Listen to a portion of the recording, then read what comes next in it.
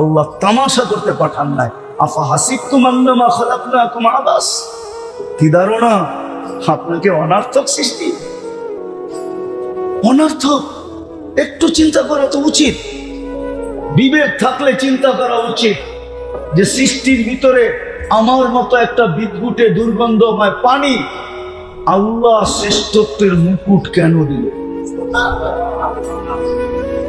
মানুষ তো একটা বিদ্যুটে দুর্গন্ধময় পানির থেকে তৈরি, এটাকে এত বড় শ্রেষ্ঠত্বের মুকুট,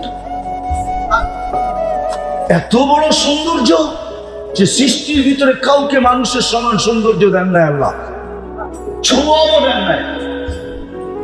মানুষের চেয়ে এত সুন্দর গঠন দুনিয়াতে কাউকে আল্লাহ দেন নাই, সব মানুষকে দিয়ে দিলেন। কারণটা কি? বিবেক শুধু এই জন্যই যে কামানা, খানা, সোনা, সুবা, পাখানা। বুঝছেন কি বুঝেন না জানি না। কামানা, খানা, সোনা, সুবা, পাখানা, এটার জন্য কি জীবন? খালি কামাইবেন আর ভিতরে বড়বেন আর ঘুমাইবেন আর সকালে খালি করে আবার কামাইতে বাইরে যাবেন, এটার দিকে জীবন? এত কিছু দিয়া এই জীবন দিলেন। এই জন্যই আমি বলতেছিলাম আমরা কিন্তু যাত্রী, যাত্রা কিন্তু চলমান। চলে যেতে হবে কিন্তু রং লাগায় যেতে হবে, রং লাগায়। রং না লাগায় গেলে চলবে না। ও মেরে নারায়ণগঞ্জের মানুষ, আপনার পছন্দের যদি মূল্য থাকতে পারে, এই মসজিদের মুতাআল্লি যারা, ওনাদের পছন্দের যদি মূল্য থাকতে পারে, তাহলে আল্লাহর পছন্দের কোনো মূল্য নেই। আপনাকে মানুষ হিসাবে কে পছন্দ করছে? আপনি নিজে। আপনাকে চয়েস দিছে কি হয়ে যাবে দুনিয়াতে, আপনি হাত উঠায় গেছেন মানুষ। এরকম কে মানুষ বানাইছে? পছন্দ কে করছে? মুসলমানের ঘরে আপনাকে কে পছন্দ করছে? উম্মতে মুহাম্মদী আপনাকে কে পছন্দ করে বানাইছে? আমি ইচ্ছা করলে সেঞ্চুরি গণাইতে পারি, সেঞ্চুরি। আল্লাহ কয়বার আপনাকে আমাকে পছন্দ করছে? আপনি একবার পছন্দ করলে আপনার পছন্দের বাইরে গেলে পায়ের রক্ত মাথায় ওঠে, ঠিক না? আল্লাহ তো আপনাকে 100 বার পছন্দ করছে। আল্লাহর পছন্দের কোনো দাম নাই। আমি শেষ জায়গায় চলে আসছি, এই জন্য রং লাগায় যেতে হবে। রং বলে কিসের রং? বলে ইসলামের রং। এই জন্যই কোরআন বলছে ওয়ালা তামুতুন্না ইল্লা ওয়া আনতুম মুসলিমুন। রং লাগানো ছাড়া আসিস না, রং লাগায় আসিস, তাহলে বলেন বেঁচে গেলাম, ঠিক না? রং না লাগাইলে মনে হয় নি থাকুন যে, ঠিক না?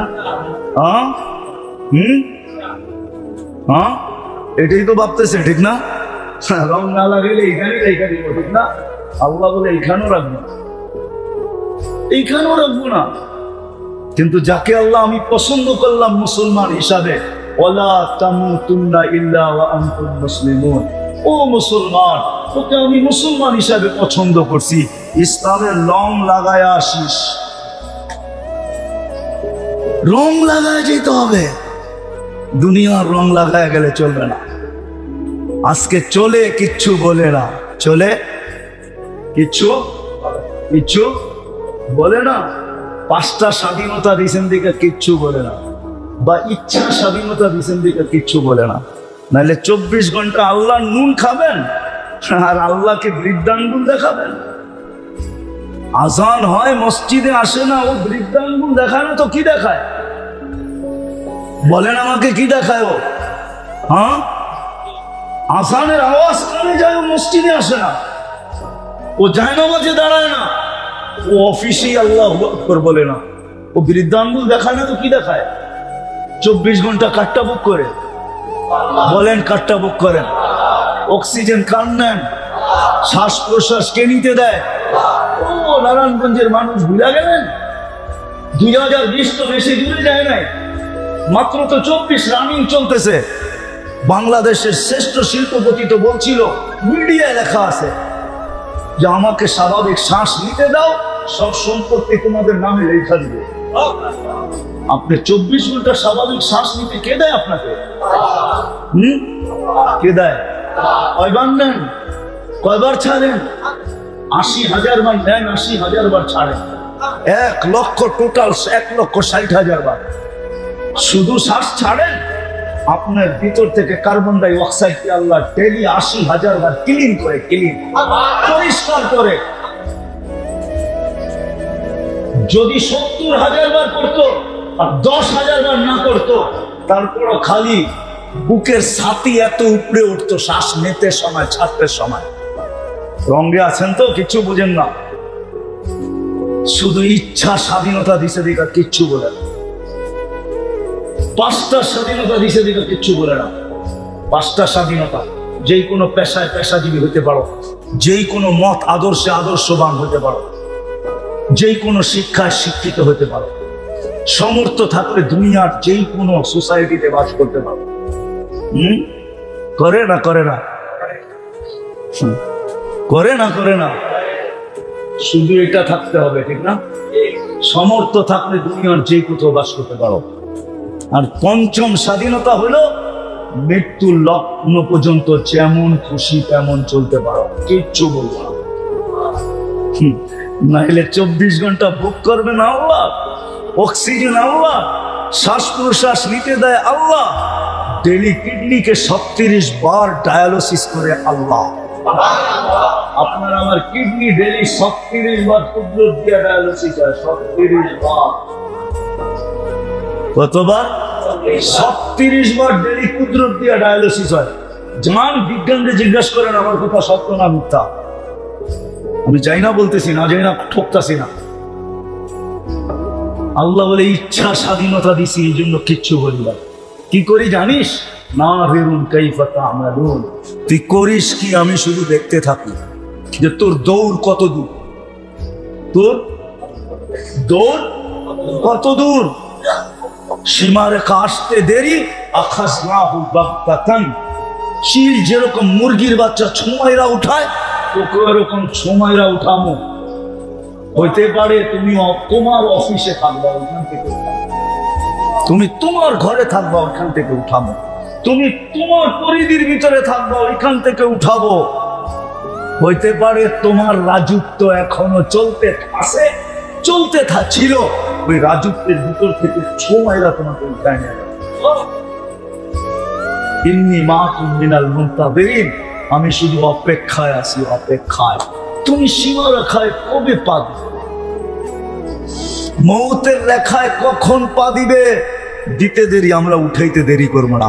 এই জন্য আজকে 5টা স্বাধীনতা দিছে, ইচ্ছা স্বাধীনতা দিছে, যা খুশি তা করতে পারি। যদি বুঝে আইসা থাকে তাহলে আমার কথা মানেন, চলে যেতে হবে, কিন্তু রং লাগায় যেতে হবে। রং, ইসলামের রং লাগায় যেতে হবে। ওয়ালা তামুতুন্না ইল্লা ওয়া আনতুম মুসলিমুন, ইসলামের রং লাগায় আইসো, ইসলামের রং লাগায় যেতে হবে। আর দ্বিতীয়, নবীর আদর্শ মতো যেতে হবে। ওয়াইন তুতিউহু তাহতাদু, নবীর আদর্শ, বন্ধুর আদর্শ যদি না মানলে আর মানা ছাড়া যদি চলে আসলে, তাহলে চলে তো তুমি আসবে, কিন্তু তুমি আমাদের পছন্দের ইজ্জত রাখলে না। আর আমার পছন্দের যে ইজ্জত না রাখবে, তোমাদের পছন্দের যদি ইজ্জত কেউ না রাখে, তাইলে তোমাদের পায়ের রক্ত মাথায় ওঠে, তোমরা পারলে ফায়দা ফেলো, ফায়দা না পারে না। আরো প্রমাণ দিতেই প্রমাণ লাগবে, তুমি প্রমাণ নাই দুনিয়াতে, নাই। আল্লাহ বলে আমার পছন্দ, আমি তোমাকে বন্ধুর উম্মত বানাইছি, তুমি বন্ধুর ইজ্জত রাখো না, আমরাও তোমাকে ফায়দা ফেলবো, টুকরা টুকরা করে দিব। এই জন্য বন্ধুর ইজ্জত রেখা যেতে হবে, ইজ্জত রেখা। আজকে মুসলমানের কাছে রং নাই, নবীর আদর্শ নাই। যদি থাকতো তাহলে মুসলমানদের ওই 1.25 লক্ষ যদি সারা দুনিয়া দাবড়ায় বেড়াইতে পারে, তাহলে 200 কোটি তো আরো বেশি পারত, 200 কোটি তো বেশি পারত। হ্যাঁ, ছিঁড়া কাপড় যদি সারা দুনিয়া দাবড়াইতে পারে, সাহাবাদের গায়ে কাপড় ছিল না, পায়ে জুতা ছিল না, মাথা গোছা ঠাই ছিল না, পেটে ভাত ছিল না, ইতিহাস আমার কথাকে সত্য বলবে। তারপরে দুনিয়া দাবড়ায় বেড়াইছেন। আমাদের তো ভাতের অভাব নাই, কাপড়ের অভাব নাই, বাড়ি ঘরের অভাব নাই, সওয়ারির অভাব নাই, কোনো কিছুর অভাব নাই। বরং পর্যালোচনা করলে দেখা যায় দুনিয়ার 70% সম্পদ মুসলমানের হাতের মুঠায়। বলেন মানে সুইস ব্যাংকে কয়টা টাকা আছে সুইজারল্যান্ড আলাদের? সুইস ব্যাংকে কয়টা টাকা আছে আমেরিকানদের? সুইস ব্যাংকে সবচেয়ে বেশি টাকা কাদের? কাদের? আরে বলেন না, কাদের? মুসলমানদের টাকা সুইস ব্যাংকে। ওদের টাকা সুইস ব্যাংকে না। কয় টাকা ওদের সুইস ব্যাংকে? মুসলমানের টাকা সুইস ব্যাংক চলে মুসলমানের টাকা দিয়া। 70% সম্পদ আল্লাহ মুসলমানকে দিয়েছে। আমি 2008-এর কাহিনী শুনাইতেছি আপনাদের। 2008-এ আমার সফর চলতেছিল এন্টার ইউরোপ, 25 দেশ। তো আমি বসা ছিলাম ইটালির বলোনিয়ায়। জানি না কেউ ইটালি চিনে কিনা। ইটালির একটা শহর আছে বলোনিয়া। আমি বলোনিয়ায় ইস্তেমায় বসা ছিলাম। তো বাঙালি সবচেয়ে বেশি বলোনিয়াতে থাকতো। তো খাইতে যখন বসছি তো মাছের আইটেম ছিল 25টা। ওটা 25 আইটেম ছিল শুধু মাছ দিয়া বানানো, আর বাকি গোশ মুস্ত ছিলই। আমার পাশে এক ইটালি শিল্পপতি নবমুসলিম বসা ছিল। তো আমাকে বলতেছে, মুফতি সাহেব জান্নাতে যে এত খানা হবে এই দস্তরখান দেখলে বিশ্বাস হয়। আমি কি কিভাবে? মুসলমানের আগে আমরা জানতাম না যে এত খানারও এত আইটেম আছে।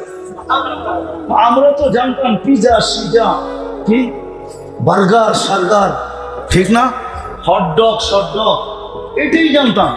কেন সারাদিন কাম করতাম। খাওয়ার সময় এক হাতে গাড়ি চালাইতাম, এক হাতে একটা কি পিজা খায়া নিলাম, একটা বার্গার খায়া নিলাম, একটা হটডগ খায়া নিলাম, তার উপরে একটা ড্রিঙ্কস। এই ছিল খাওয়া। আর এখন শুধু মাছেই দেখতেছি 25 আইটেম। আমার বিশ্বাস হয় জান্নাতে যে এত আইটেম হয়। ইসলামের আগে তো এত আইটেম জানতামই না যে মাছ দিয়েও 25 আইটেম হয়। কি নাই আপনার কারণে হয় না? হয় না? হ্যাঁ, নারায়ণগঞ্জে মাঝে মাঝে হয় না? না, না হইলে আমার লোকে কোনো সময় আমি নারায়ণগঞ্জে আইলে আমার লোকে আইন আমি দেখা যায় মনে কয় আইটেম হচ্ছে। বিশ্বাস মনে হয় না, ঠিক না? আমি কোন সময় নারায়ণগঞ্জে দুপুরে খাইছি এটা মনে রেখে, ওই দিন যায়গা তো দেখা যায় মুঝে কয় আইটেম।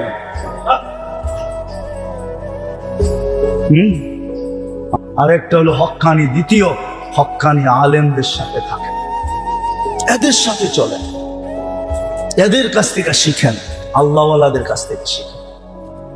নারায়ণগঞ্জে তো অভাব নাই, হক্কানি আলেমের অভাব নাই, আল্লাহওয়ালার অভাব নাই। নারায়ণগঞ্জে আছে, অনেক আছে। আপনাকে শুধু তালাশ করে বাহির করে নিতে হবে।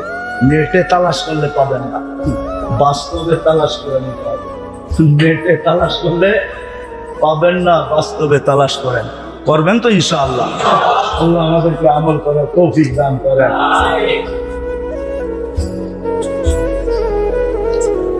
বলতেছে আজীবন সদস্য হওয়ার জন্য মাদ্রাসা আলারা, হাফেজিয়া মাদ্রাসা, কি রিয়াজউদ্দিন মিদ্দা হাফেজিয়া মাদ্রাসা, আজীবন সদস্য হওয়ার জন্য ফরম ওনারা ছাড়ছেন।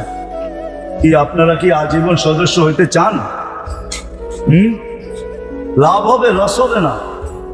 লাভ এখন লাভ বলার সময় নাই, নাহলে লাভ আপনাদেরকে বলতাম। এতটুক মনে রাখেন যে লাভ হবে, লস হবে। চাই আপনি যেই ক টাকা দিয়া হন, আপনি বলবেন আমি 10 টাকা দিয়া হব, 10 টাকা দিয়ে হইতে পারে, কোনো অসুবিধা নেই। কি ছেড়া দিব করো? নিবেন কেউ? হ্যাঁ, দেন দেন দেন দেন দেন, দিলে যান সবার ভিতরে ছেড়া দেন। এটা পরে পূরণ করে পাঠায় দিবেন। ছেড়া দেন ফর্ম পুরা, এদিকে ছাড়েন, বাইরে ছাড়েন, বাহিরে কেউ নাই, সবই আপনি ভিতরে নিয়ে আসছেন। দিয়া দেন, পরে পূরণ করে আপনারা পাঠায় দিয়েন। আপনি যেটা দিতে চান, 10 টাকা, 20 টাকা, 50 টাকা, 100 টাকা, কোনো নির্ধারিত নাই, আপনার রুচির উপরে নির্ভরশীল। আপনার রুচি যতটুকু বলে। আরো তো হয়ে গেছে, রেডি দিয়ে দেন বাইরে, আপনার আনছেনও তো কম। ইন্না লিল্লাহ, এত মানুষ চাইলে আপনি কোত্থেকে দিবেন? আরো আছে, আরো দিয়ে দেন। আর নাই, শেষ। ইন্না লিল্লাহ, আপনি তো 400-500 আনেন নাই, এটা কি করলেন?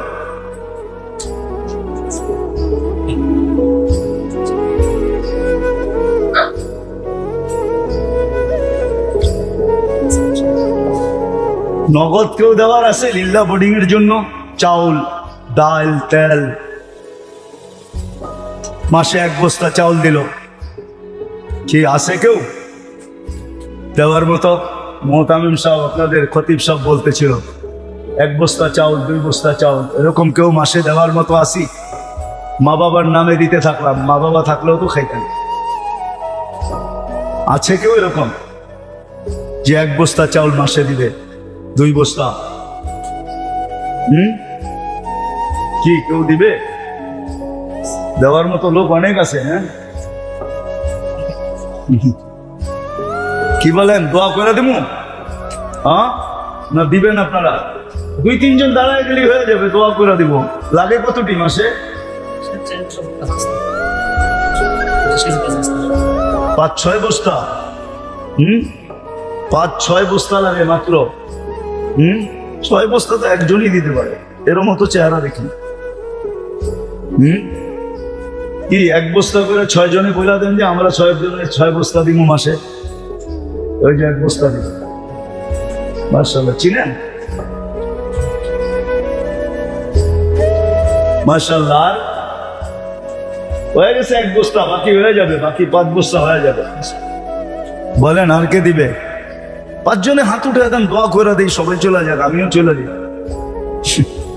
বলেন কোথায়? ওই যে, চিনেন? হ্যাঁ, 2 বস্তা হয়ে গেছে, আর 4 বস্তা দরকার। কি বলেন, হয়ে যাবে? বলেন 4 বস্তা, তারপরেই দোয়া ইনশাআল্লাহ, আর আগে যাব না। কি বলেন? আর 4 জন হাত উঠাইলেই দোয়া। 4 বস্তা। কি ডাইনের থেকে বলবে না বামের থেকে বলবে? উত্তর থেকে বলবে না দক্ষিণ থেকে বলবে? বলেন, বাহির থেকে না ভিতর থেকে? বলেন বলেন, 1 বস্তা চাউল দিবেন মাসে, মা বাবার নামে, মুর্দে খানদের নামে, যারা কবরে চলে গেছে, আত্মীয় স্বজন, ফ্যামিলির, এদের নামে দিয়া দিলেন। সবাই পাইতে থাকবে, খুশি হইতে থাকবে। ওরা কিন্তু আমাদের দিকে চাতকের মতো ডেলি তাকায় থাকে, আমরা কি করে পাঠাই। বলেন,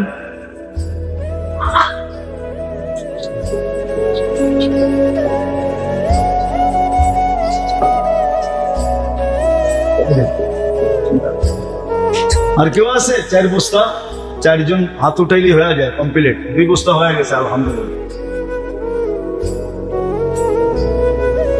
বলেন,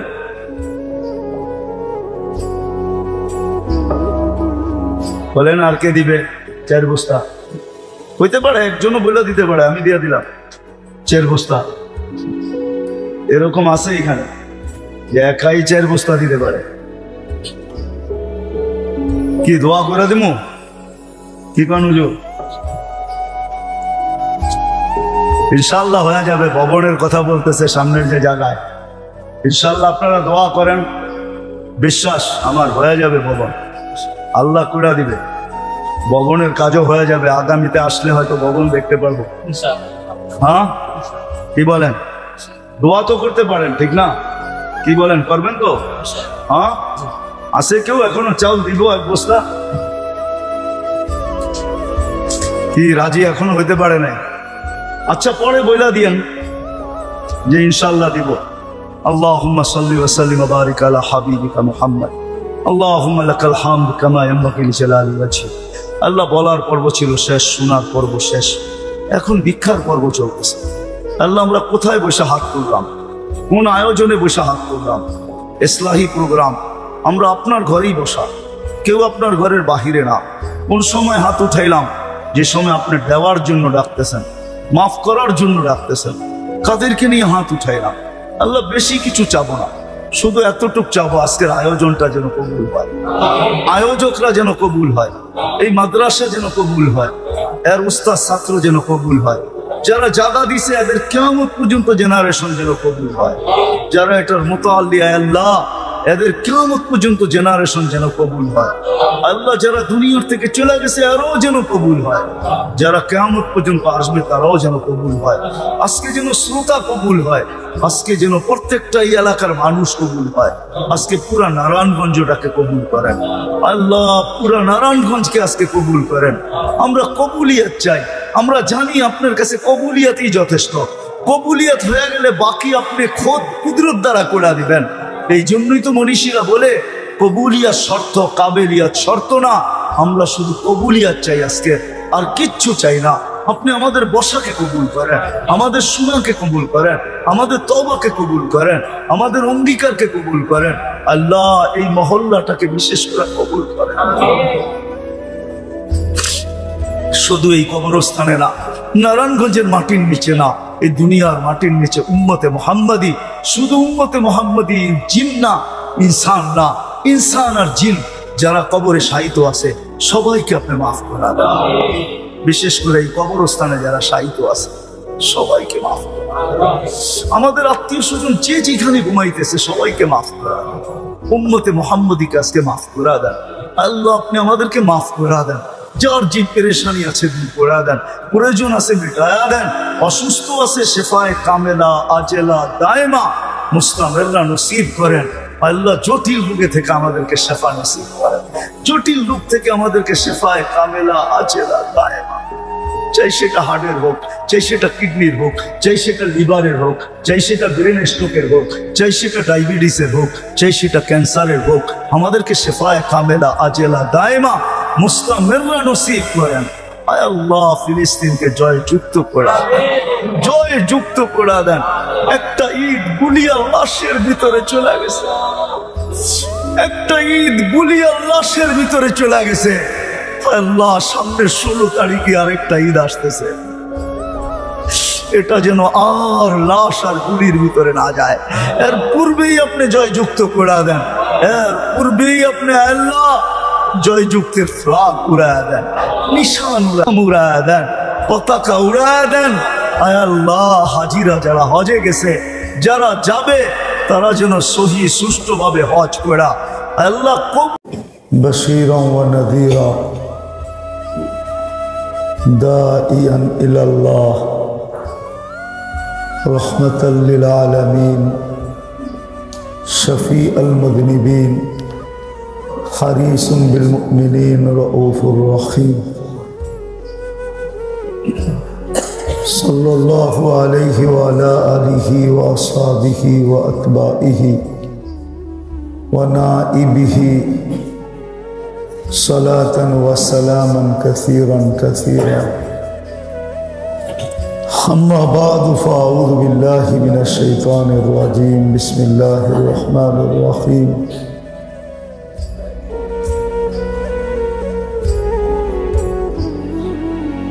কুনু মা'আস সাদিকিন। وقال رسول الله صلى الله عليه وسلم المرء مع من أحب أو كما قال عليه الصلاة والسلام।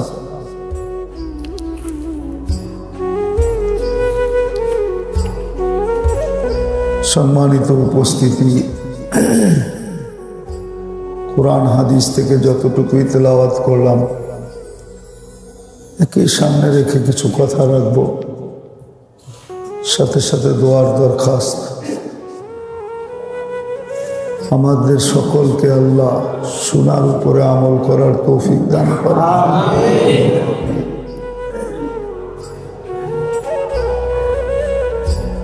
মানুষ সৃষ্টির সেরা হিসাবে জন্ম নেয়, কিন্তু কখনো কখনো সৃষ্টির থেকে অদম হইয়া দুনিয়ার থেকে যায়। জন্মটা কিন্তু সৃষ্টির সেরা হিসাবে, আর যাওয়াটা কখনো কখনো সৃষ্টির থেকে অদম হয়ে যায়, দুটা শব্দ কিন্তু। জন্মটা সৃষ্টির, আবার যাওয়াটা কখনো কখনো সৃষ্টির থেকে অদম হয়ে যায়। কেননা কোনো প্রাণী জাহান্নামে যাবে না, একমাত্র মানুষ যাবে আর জিন যাবে। উকুদুহান নাস ওয়াল হিজারা, চোখের সামনে দেখবে প্রাণীগুলা সব মাটি হয়ে যাবে। কুনু তুরাবা সায়াকুনু তুরাবা, আল্লাহ মাটি হইতে বলবেন, সব মাটি হয়ে যাবে। কিন্তু মানুষই জাহান্নামে যাবে। তাহলে বাড়ির কুকুরটা যদি না গেল, সে গেল, তাহলে তো কুকুরের চেয়ে অদম হলো। পালিত পশুগুলা যদি না গেল, সে গেল, তো পালিত পশুগুলার থেকে তো অদমই হইল, ঠিক না? তো মানুষ সৃষ্টির সেরা হিসাবে জন্ম নেয় বটে, কিন্তু কখনো কখনো কেউ কেউ সৃষ্টির থেকে অদম হয়ে যাবে, যদিও জন্মটা অনেক উপরে আর বিদায়টা অনেক নিচে। একটু বাবার বিষয়, কিন্তু চিন্তার বিষয়। আমরা প্রত্যেকেই ওই সিরিয়ালে থাকতে পারি যে জন্ম তো নিলাম শ্রেষ্ঠ হিসাবে, আর ফিরত গেলাম অদম হিসাবে। জন্ম তো ফিতরতের উপরে, আর মৃত্যুটা হলো বেঈমানির উপরে। চিন্তা করা উচিত। কিন্তু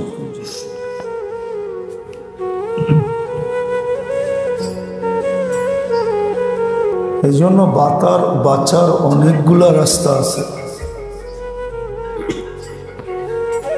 তার ভিতরে দুটা উল্লেখযোগ্য বলতেছে। দুটা জিনিস মানুষকে অদম বানায়।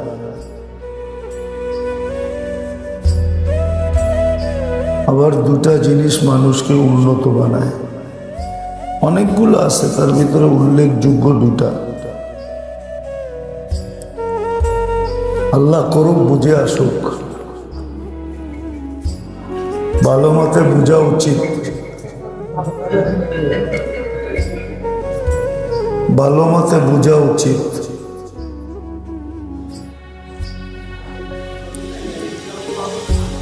একটা জিনিস হলো মানুষকে জাহালত অদম বানায় ফেলে, অজ্ঞতা। দুনিয়ার অজ্ঞতা না, দিনই অজ্ঞতা। দিনের ব্যাপারে যখন মানুষ অজ্ঞ থাকে, তখন তাকে জানোয়ারের চেয়ে অদম বানায়। যখন দিনই ব্যাপারে সে অজ্ঞ থাকে। দ্বিতীয় হলো যখন সে আখেরাতের থেকে, মৌতের থেকে, আখেরাতের থেকে গাফেল থাকে। দুটা জিনিস মানুষকে, অনেক জিনিস মানুষকে অদম বানায়, কিন্তু উল্লেখযোগ্য হলো এই দুটা মানুষকে। আবারও বলতেছি, যদিও জন্ম সৃষ্টির ভিতরে শ্রেষ্ঠ হিসাবে, বুঝেন? কিন্তু বুঝেন তো? কিন্তু বিদায়টা হবে একবারে অদম হিসাবে, সৃষ্টির ভিতরে অদম। জন্ম যদিও সৃষ্টির ভিতরে শ্রেষ্ঠ হিসাবে, কিন্তু মৃত্যু হবে সৃষ্টির ভিতরে সবচেয়ে অদম হিসাবে।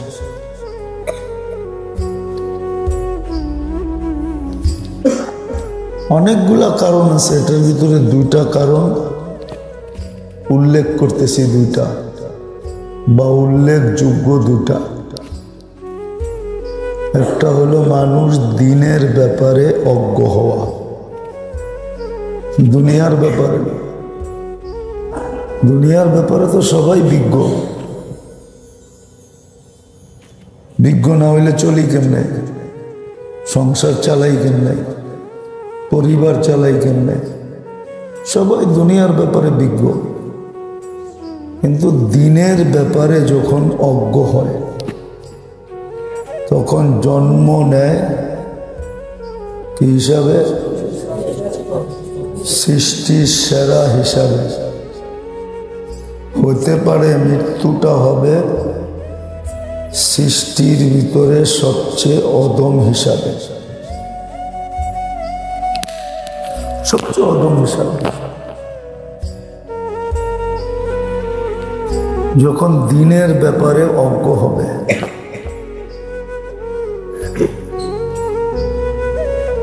আর দ্বিতীয় হলো যখন আখিরাতের ব্যাপারে গাফেল হবে, তখন জন্ম নিবে সৃষ্টির, আর মৌতটা হইতে পারে সৃষ্টির ভিতরে অধম হিসাবে। যখন আখিরাতের ব্যাপারে গাফেল হবে, মৌত, কবর, হাসর, মিজান, পুলসেরাত, জান্নাত জাহান্নামের ব্যাপারে যখন গাফেল হবে, উদাসীন, তখন বিলকুল অদম হিসাবে। সহজ কথা, কিন্তু আবারও বলতেছি যাতে আপনাদের দিলে গাথে। কথা দুটো অনেক সহজ, অনেক সহজ। যেমন হাদিসে আছে না, দুইটা কলেমা অনেক সহজ, আল্লাহর কাছে অনেক অনেক প্রিয়। শুনছেন না? আরে শুনছেন না? শোনেন না? মিজানের পাল্লায় অনেক অনেক কি, কিন্তু ডেলি কে পড়ে? পড়েন?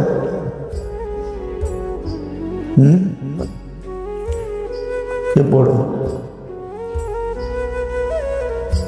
কে পড়ে ডেলি? একবারও তো পড়ে না। আপনাদের কথা বাদেই দিলাম, হুজুররা রাগ হয়ে যাবে। 100 জন হুজুররে জিজ্ঞাসা করলে 10 জন পড়ে কিনা সন্দেহ আছে। হুজুরও তো পড়ে না, অথচ দুইটা কালিমা অনেক অনেক সহজ। আল্লাহর কাছে শুধু অনেক না, সবচেয়ে প্রিয়। মিজানের পাল্লায় অনেক অনেক কি ওজনওয়ালা। সুবহানাল্লাহি সুবহানাল্লাহি ওয়া বিহামদিহি সুবহানাল্লাহিল আযীম।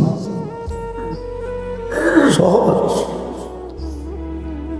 কিন্তু কে পড়ে?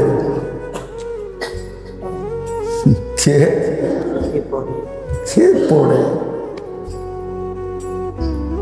এরকমই আমার কথা দুটা আর কি। তো আগে বললাম না, জন্ম নেয় সৃষ্টির সেরা হিসাবে। হতে পারে দুনিয়ার থেকে বিদায় নিবে সৃষ্টির ভিতরে সবচেয়ে অদম হিসাবে।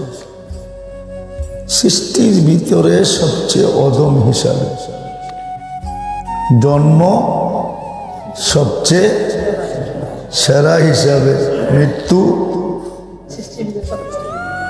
সবচেয়ে অদম হিসাব।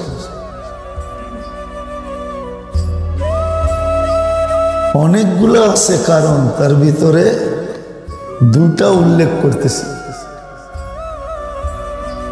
যখন দিনই বিদ্যায় অজ্ঞ হবে, দিন সম্বন্ধে অজ্ঞ, দিন সম্বন্ধে যখন অজ্ঞ হবে। আর একটা হলো আখেরাতের ব্যাপারে যখন গাফেল হবে, উদাসীন হবে। মনে থাকবে না? মনে হয় থাকবে না, থাকে না। এখান থেকে বাহির হইলেই আর কি থাকে না, মনে থাকে না, থাকে না মনে। কোরআনের ওই কথাই সত্য হয়, ওমা আনসানিহু ইল্লা শাইতান, শয়তান দিলের থেকে মুছায়া দেয়। কিন্তু হ্যাঁ, চেষ্টা করলে মনে থাকবে, চেষ্টা করলে মনে থাকবে, যুদ্ধ করলে মনে থাকবে। মনের সাথে যদি যুদ্ধ করা যায় তাহলে মনে থাকবে না, দিলে গাইথা নেওয়া যাবে। তো এই দুটা জিনিস মানুষকে, অনেকগুলার ভিতরে এই দুটা জিনিসও, যেই মানুষটা সৃষ্টি জন্ম নিল সবচেয়ে সেরা হিসাবে, সে দুনিয়ার থেকে বিদায় নেবে সবচেয়ে অদম হিসাবে। একটা হলো দিনের ব্যাপারে অজ্ঞতা, ধর্মের ব্যাপারে অজ্ঞতা। বলবেন এটা দূর হবে কি করে? এটার দূর হওয়ার সহজ পদ্ধতি হলো, যদি বই না কিনতে চান, কোনো মাদ্রাসায় ভর্তি না হতে চান, মনে রেখেন কিন্তু শব্দগুলা, বই কিনবেন না, মাদ্রাসায় ভর্তি হবেন না, ঠিক আছে? কিন্তু এই অজ্ঞতা দূর করতে চান, এটার জন্য সবচেয়ে উত্তম রাস্তা হলো উলামাদের মজলিস এবং এদের সোহবত। মজলিস এবং সোহবত, মজলিস আর সোহবতে থাকা আর মজলিসে বসা।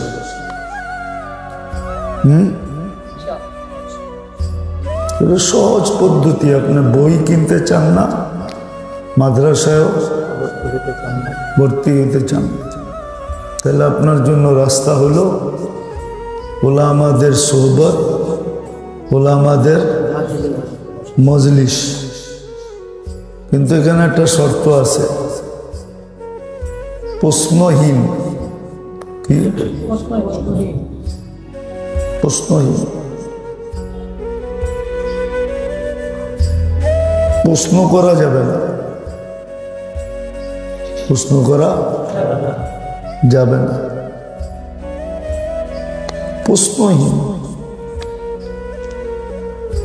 হ্যাঁ, আপনার ভালো না লাগে আরেক জায়গায় তালাশ করে, আরেক জায়গায় তালাশ করেন, কিন্তু প্রশ্ন করা যাবে না, প্রশ্ন করা যাবে না। এটা আল্লাহর নিষেধ, লা তাসআলু রাসূলাকুম কামা সুইলা মূসা। প্রশ্ন করা যাবে না, কারণ আপনি কিতাবও কিনেন নাই, ভর্তিও হন নাই, আপনি দুইটা ছাড়া নিতে চাইতেছেন। কি?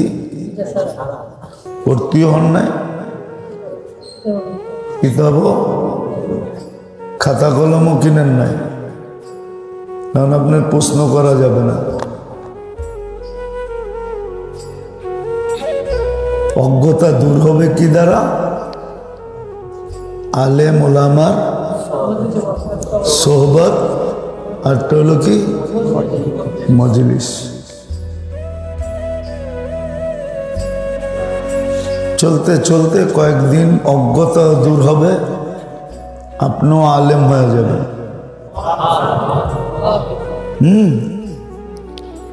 আলেম হবে। এইখানে না হইলে কবরে বয়া হবে না। কিতাবে আছে। আবার ইয়াং হুজুররা কিন্তু আঙ্গুল উঠাই দেবে, কিতাবে আছে। অনেক মানুষ কবর থেকে হাফেজ হয়ে উঠবে,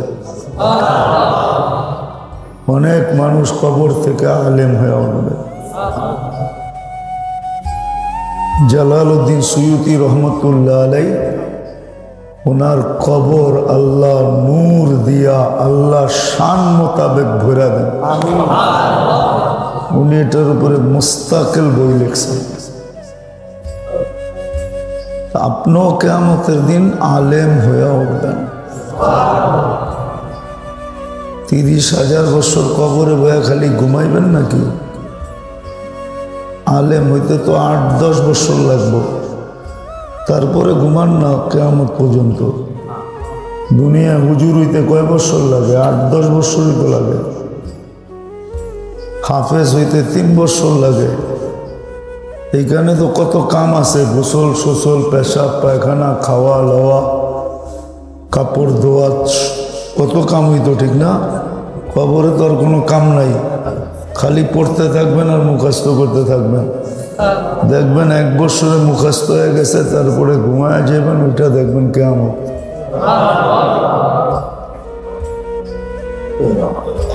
তো 2 জিনিস মানুষকে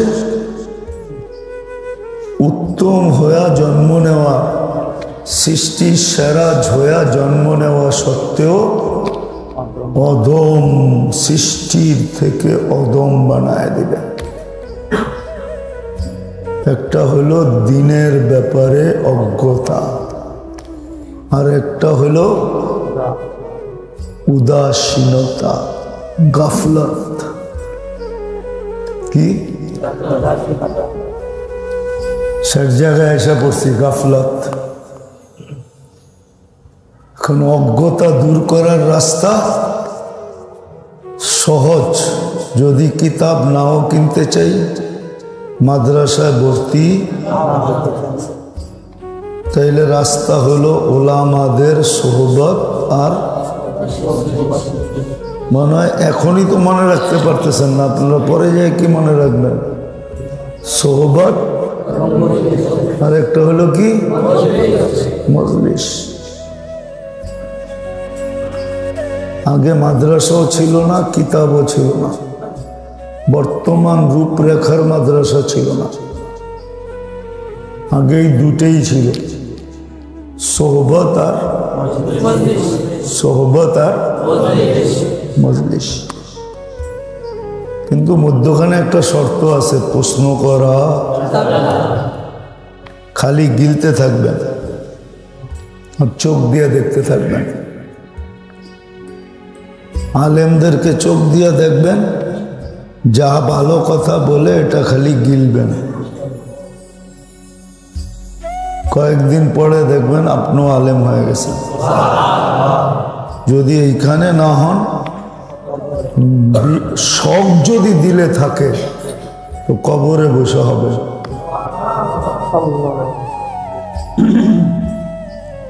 আর গাফলত যদি দূর করতে চান, যে আমি গাফেল থাকতে চাই না, সদা সর্বদা জাকের থাকতে চাই, আল্লাহ স্মরণের ভিতরে ডুবা থাকতে চাই, আল্লাহ স্মরণে আল্লাহ স্মরণে সবসময় মগ্ন থাকতে চাই, আল্লাহ স্মরণে সবসময় ডুবা থাকতে চাই। যদি এটা চান, গাফলত দূর করার রাস্তা এটাই, যেটা আমি দেখাইতেছি। এছাড়া গাফলত দূর হবে না। গাফলতের বিপরীত হইল আল্লাহর প্রেমে সর্বক্ষণ ডুবা থাকা। আল্লাহ স্মরণে সর্বক্ষণ ডুবা থাকা। যদি এটা চান যে আমি সর্বক্ষণ আল্লাহ স্মরণে ডুবা থাকতে চাই, তাইলে আল্লাহওয়ালাদের সোহবত লাগবে। কাদের? কাদের? না, আল্লাহওয়ালারা সর্বক্ষণ আল্লাহ স্মরণে ডুবা থাকে, স্মরণে ডুবা থাকে। হয়তো মাঝে মাঝে মাথা একটু উঁচা করে। দেখেন না, কিছু মাছ আছে সারাদিন পানির মধ্যে ডুবা থাকে, মাঝে মাঝে উঠা একটু মাথাটা উঁচা করে। আল্লাহওয়ালারা সর্বক্ষণ আল্লাহ স্মরণে কি ডুবা থাকে। মাঝে মাঝে দেখা যায় মাথা উঠে কি করে, মাথা একটু মাঝে মাঝে মাথা উঠায় আর কি। মাঝে মাঝে দেখেন একটু খাইতে বয়, একটু ঘুমায়, একটু পেশাব পায়খানায় যায়, এটা হলো মাঝে মাঝে। আর সারাক্ষণ কি থাকে? আল্লাহ স্মরণে মগ্ন থাকে, ডুবা থাকে।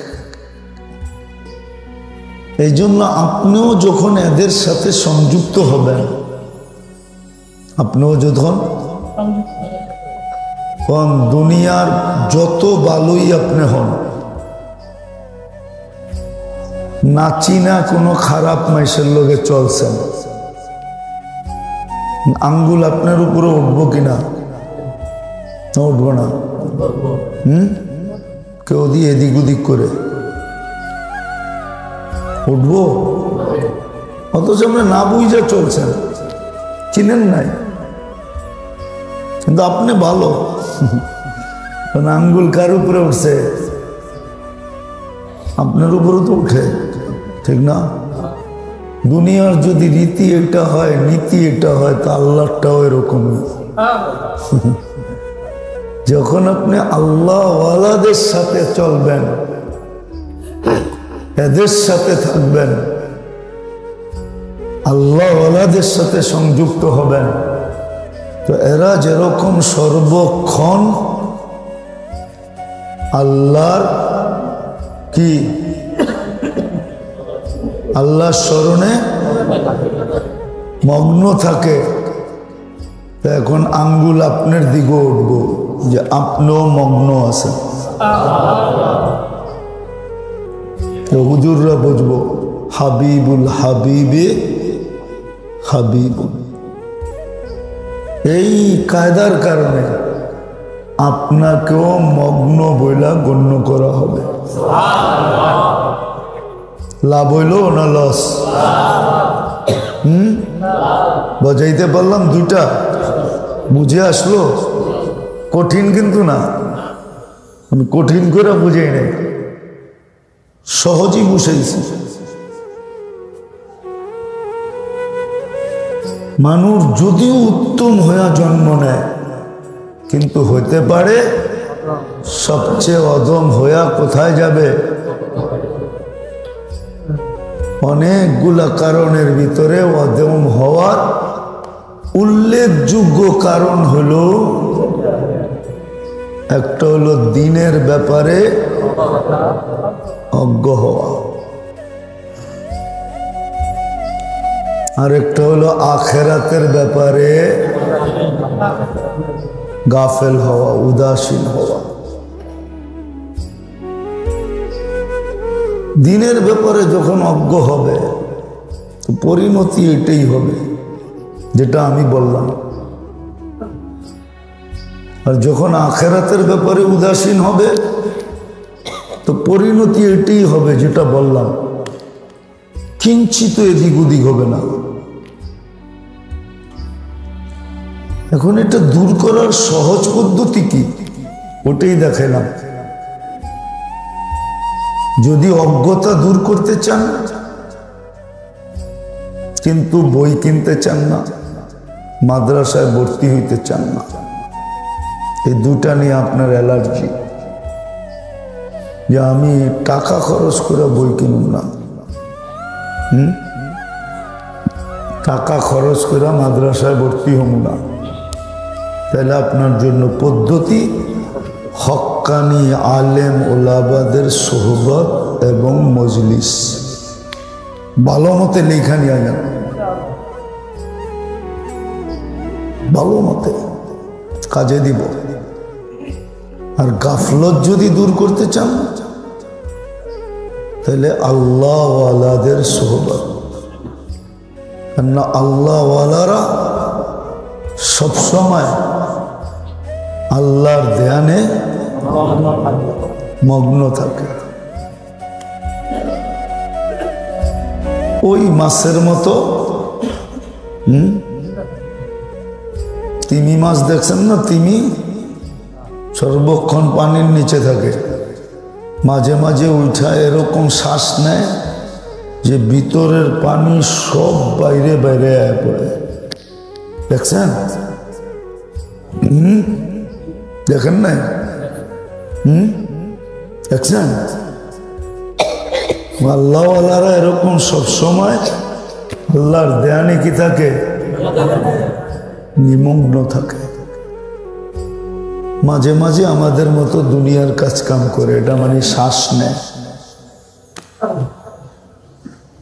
তো যখন আপনি ওদের সাথে সম্পর্কিত হবেন তো আপনাকেও ওনাদের ভিতর থেকে গণ্য করা হবে। এই জন্যই কোরআন হুকুম দিছে কুনু মা'আস সাদিকিন, আল মারউ মা'a মান আহাব্বা, যে যাকে ভালোবাসবে আমরা তার ভিতরেই তাকে গণ্য করব। এই দুটা কাজ আল্লাহওয়ালাদের সোহবত। এখন বলবেন আল্লাহওয়ালা চিহ্ন কি করে? এটাও তো একটা প্রশ্ন। কি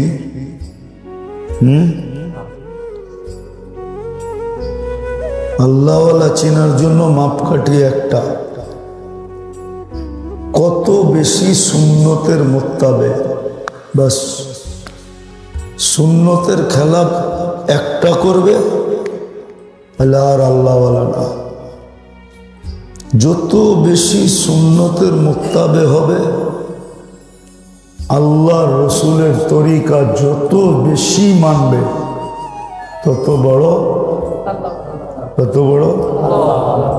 না, যত বড় ল্যাংটা তত বড় আল্লাহওয়ালা।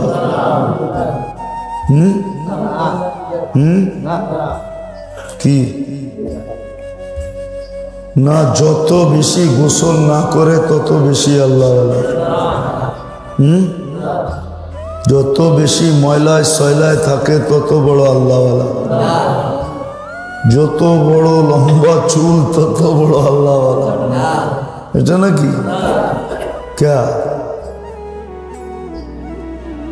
যত বেশি সুন্নতের মুত্তাবে তত বড়।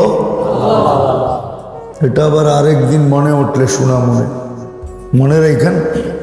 আজকে এতটুকুই, টাইম শর্ট, এতটুকুই শুনাইলাম যে গাফলত দূর হবে কার সোহবতে? আল্লাহওয়ালাদের। আবার বাড়ায় দিছে সোহবত আল্লাহওয়ালাদের। জাহালত দূর হবে কেমনে? হক্কানি আলেমদের মজলিস এবং সোহবত। আল্লাহওয়ালাদের সোহবতে যত থাকবে তত গাফলত দূর হইতে থাকবে। অনেকে কয় না কলব জারি করে দিব। হ্যাঁ, কি করব?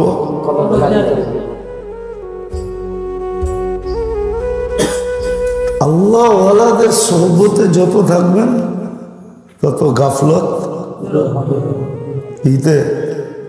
দূর হইতে থাকবে। আপনি ওনাদের অন্তর্ভুক্ত হইতে থাকবেন। কেননা ওনারা 24 ঘন্টায় আল্লাহর ধ্যানে মগ্ন থাকেন, আল্লাহর ধ্যানে মগ্ন, আল্লাহর ধ্যানে মগ্ন থাকে। আচ্ছা কোন তো এসা পুরা ঘুমায় গেছে, ও কি মগ্ন? দুর্মিয়া ওই ঘুমে মগ্ন, ঠিক না? ঘুমে মগ্ন না, সত্য না? চোখে দেখা যায় কি ঘুমে কি, ও কি ঘুমে মগ্ন? ও যখন ফজর পড়া উঠবো, ফজরের জন্য উঠবো আর ফজর পড়বো, তো সারা রাত্র ও ইবাদতে মগ্ন ছিল। আপনি কি দেখছেন? কি দেখছেন? ঘুমে লুঙ্গির, অনেকে আছে ঘুমের সময় লুঙ্গিও ঠিক থাকে না, ঠিক না? এর লেগে পাজামা পরা শোয়, ঠিক না? কিন্তু সারা রাত কি মগ্ন ছিল আপনি দেখছেন? আর ফজর যখন পড়ছে সারা রাত্র কি লেখছে? এরমই আল্লাহওয়ালাগো বিষয়। আল্লাহওয়ালারা সবসময় আল্লাহর ধ্যানে মগ্ন থাকে। আপনি নৌকা বাঁধতে পারলে আপনার নৌকো পারে লাগবে। এই জন্য যদি গাফলত দূর করতে চান তাহলে আল্লাহওয়ালাদের সোহবত লাগবে। আর যদি জাহালত দূর করতে চান, অজ্ঞতা, তাহলে হক্কানি আলেম ওলামাদের দুটা লাগবে, মজলিস এবং সোহবত। প্রশ্নহীন ভাবে প্রশ্ন করতে পারবেন না, চলতে থাকবেন। যদি এই দুনিয়ায় আলেম নাও হইতে পারেন, কবরে যে আলেম হবেন, কবরে যায় হাফেজ হবেন। কবরে যায় কি হবেন? কবরে যায় কি হবেন? আলেম হবেন। পারবেন? মনে থাকবো যেটুক বললাম। বারবার দৌড়ায়া মুখাস্ত করেন। আমরা তো শুনা চলে যাই, পরে যে মনের লোকে ডিসকাস করি না, মনের লোকে এটা লইয়া মনের লোকে আলোচনা করি না যে মন আজকে কি শুনাইলি কম। বারবার মনের সাথে যখন ডিসকাস করবেন তো মনের ভিতরে গাইথা যাবে।